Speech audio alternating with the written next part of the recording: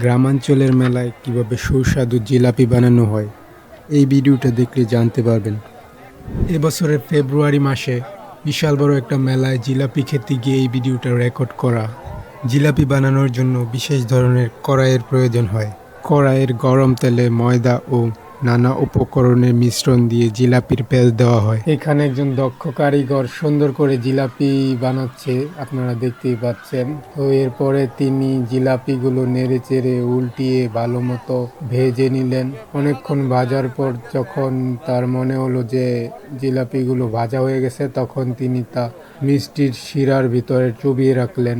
এখান থেকে উঠালেই তৈরি হয়ে যায় মজাদার সুস্বাদু গরম গরম জিলাপি। এভাবেই তৈরি করা হয় জিভে জল আসার মতো মজাদার জিলাপি। গ্রামের মানুষ এই জিলাপিগুলো অনেক পছন্দ করে। জিলাপি খাওয়ার পর আমরা চলে আসলাম এক চাচার মুড়ির দোকানে।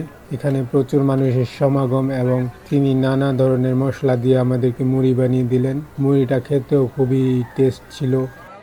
ধন্যবাদ ভিউয়ার্স। এ ধরনের ইন্টারেস্টিং ভিডিও দেখতে হলে অবশ্যই আমার চ্যানেলটা সাবস্ক্রাইব করে রাখবেন।